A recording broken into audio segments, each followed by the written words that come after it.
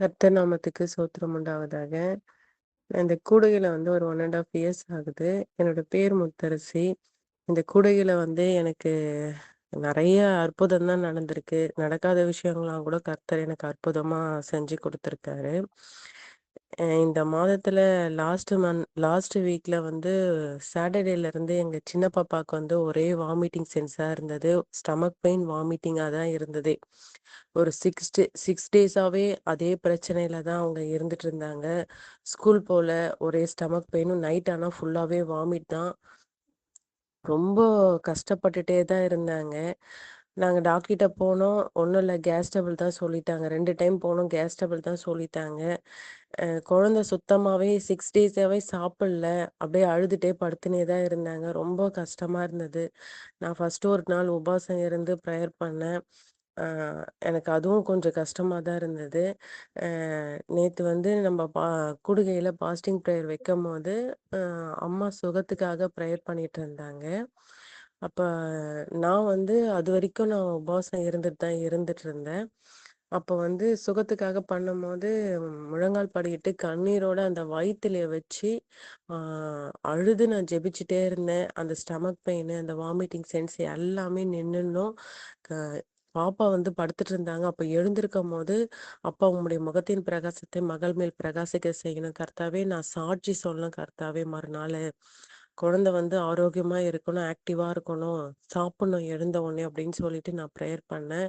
அதாவது கண்ணீரோட விதைக்கிறவங்க கம்பீரத்தோட இருப்பாங்கன்னு கர்த்தர் சொல்லியிருக்காரு.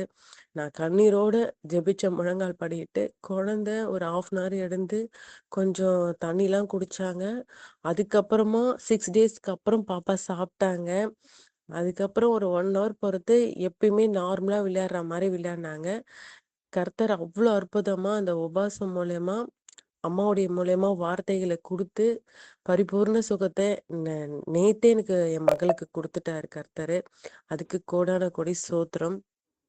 என்னோட சிஸ்டருக்கு யூட்ரஸ்ல ப்ராப்ளமா இருந்தது. அவங்க ஒரு 4 மந்த்தாவே அ அதுக்காக போய் ட்ரீட்மெண்ட்லாம் எடுத்தாங்க. அவங்க போயிட்டு ஆப்ரேஷன் பண்ணணும்னு சொல்லிட்டு போய் பண்றதுக்காக எத்தன டாக்டர்கிட்ட போய் செக் பண்ணாங்க. அந்த டைம்ல அவங்க கிட்ட பணம் இல்ல. பிரைவேட்ல போய் பண்றதுக்கு அந்த ஒரு பண ப்ராப்ளம் கொஞ்சம் அதிகமா இருந்ததுனால, அவங்களால போய் பிரைவேட்ல பண்ண முடியல. தள்ளி தள்ளி போயிட்டு இருந்தது.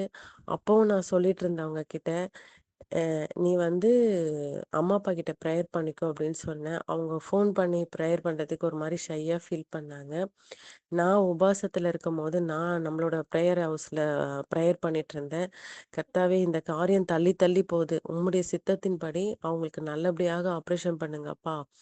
அப்படி பிரைவேட்ல பண்ணாலும் மணின்றது கம்மியா இருக்கணும் ஏசப்பா" அப்படின்னு சொல்லிட்டு நான் ப்ரேயர் பண்ணிட்டுருந்தேன்.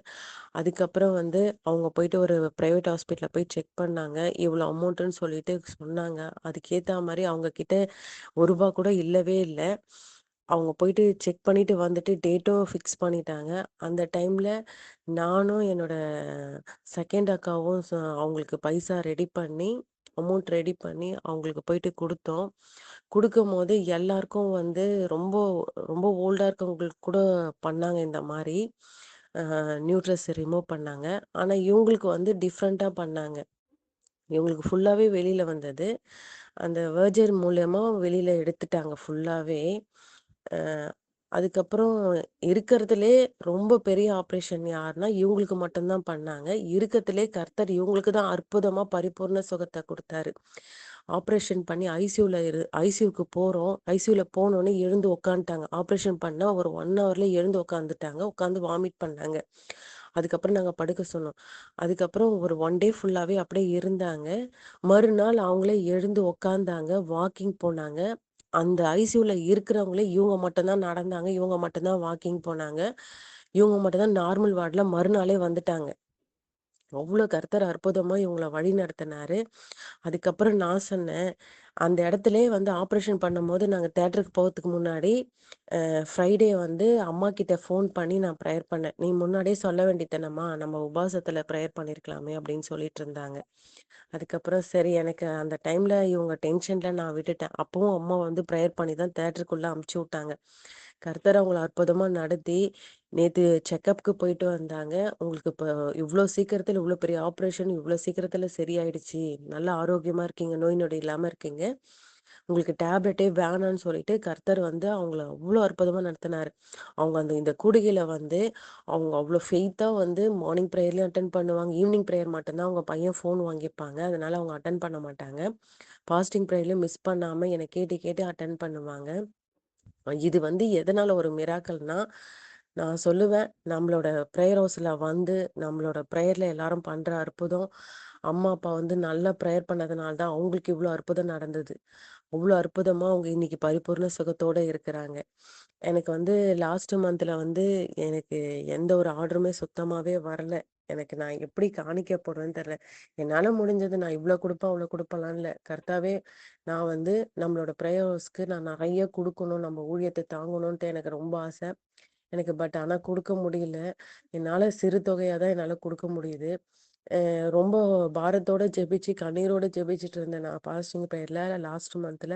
நான் எப்படிதான் ஏசப்பா நான் வந்து என் பிள்ளைங்களுக்காகவும் அ நான் சேர்த்து நான் பிரேயர் பண்ணி தான் குடுத்துட்டுருப்பேன்.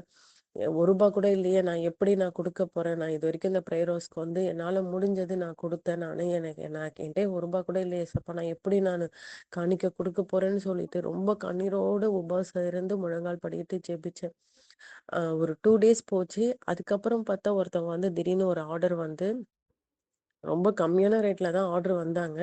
நான் அதையும் ஓகே பண்ணேன். ஆனா நான் கர்த்தருக்கு நன்றி சொல்லுவேன். ஏன்னா என் தேவன் வந்து எனக்கு நான் குடுக்கணும்னு நெனைக்கும்போது, நான் நான் என்னால முடிஞ்சது சின்ன தொகையா இருந்தாலும் குடுக்கணும். என்கிட்ட காசு இல்லையேன்னு நெனைக்கும்போது, கர்த்தர் எனக்கு அந்த நேரத்துல ஒரு மிராக்கிள் பண்ணி எனக்கு அந்த ஆர்டர எடுத்து எனக்கு நடத்த கிருப குடுத்தாரு. எனக்கு வந்து மந்த்லி எனக்கு அற்புதம் நடத்திட்டு தான் குடுத்துட்டுருக்காரு. இன்னொன்னு பிசினஸ்ல தான் கொஞ்சம் டல் அடிக்குது. கர்த்தர் அதையும் எனக்கு அற்புதமா நடத்தி செல்வாருன்ட்டு நான் ஜெபிக்கிறேன். எனக்காக ஜெபிங்க. அம்மா, அப்பாவும் எனக்காக ஜெபிக்கிறாங்க. இந்த சாட்சி குடுத்ததுக்காக நன்றி. இதை விட சாட்சி அடுத்த மாதத்துல நான் குடுக்கணும். அடுத்த மாதத்துல நெறைய விதைக்கணும்னு நெனைக்கிறேன். இயேசு மூலம் ஜெபிக்கிறேன் எங்கள் ஜீவனுள்ள நல்ல பிதாவே. ஆமென், ஆமென்.